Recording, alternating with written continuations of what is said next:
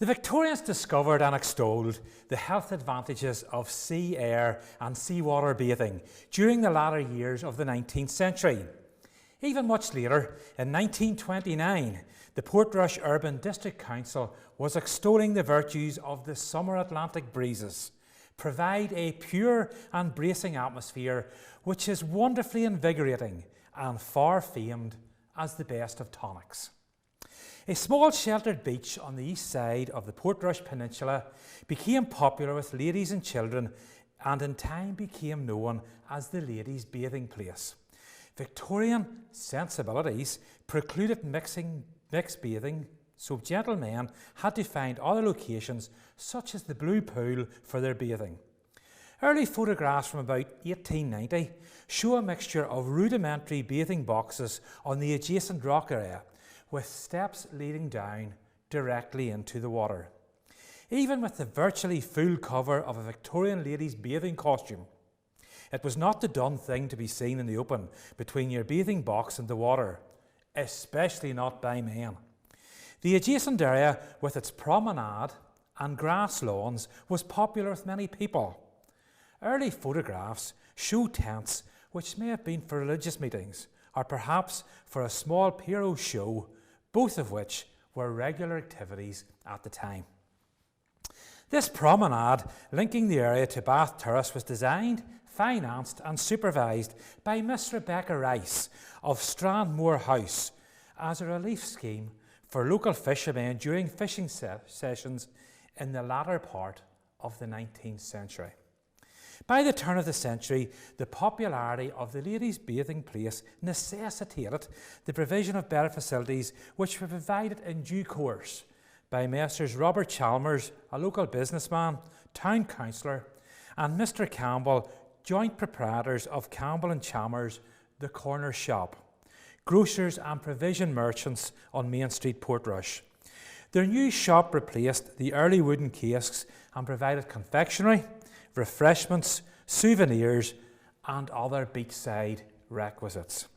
The sign on the shop invited us to purchase genuine Keeler's Swiss chocolate, which they claimed was the best-selling chocolate in the world.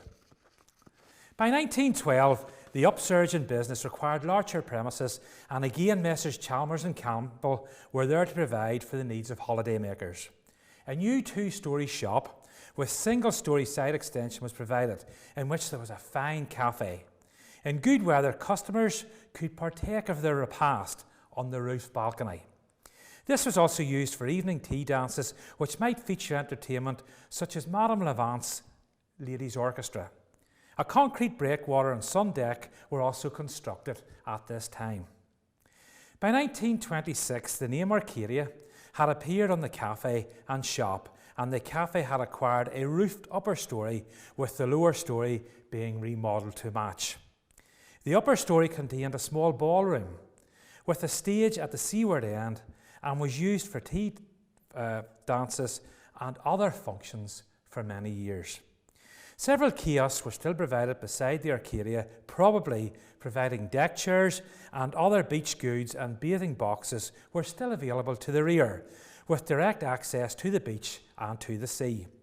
A nearby feature was a cast iron fountain on the lawn beside Arcadia Cafe, which was a gift to the town from King George V and remained in place until the 1960s, when it was broken up and removed by the local council. Early photographs show Pierrot shows such as Dan Derry's Cadets and Billy Keene's Pierrot Party, an outdoor theatre and religious events taking place around the Arcadia and on the adjacent promenade. Photographs from 1938 show that additional promenade had been constructed and a seawater swimming or paddling pool provided for the public.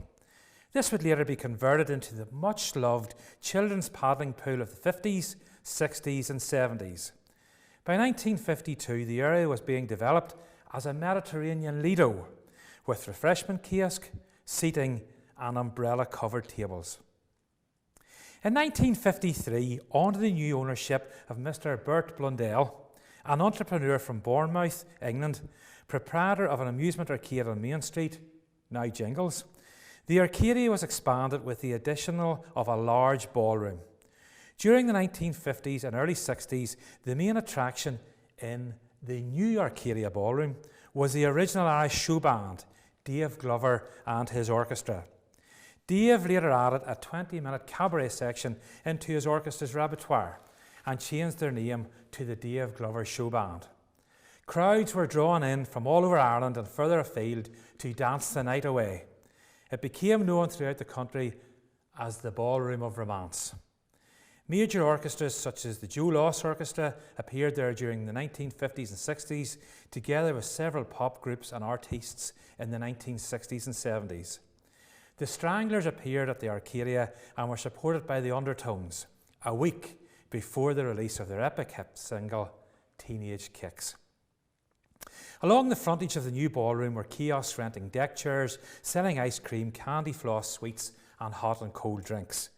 The Arcadia Ballroom was never licensed to sell alcoholic drinks, and this may have hastened its demise as a popular night spot when competition from licensed discos arose in the 1970s and 80s. It had a short life as an amusement arcade and a snooker hall, but was eventually forced to close in the 1990s, and the ballroom has been demolished. It reopened as a cafe and art gallery in 2000. The cafe is popular in summer due to its views and attached enclosed children's beach play area with water play, fountains, slides and climbing structures, which are separate from the main beach. The art gallery is used to promote local artists and displays, whilst also being used to host a variety of classes on yoga, crafts and dance.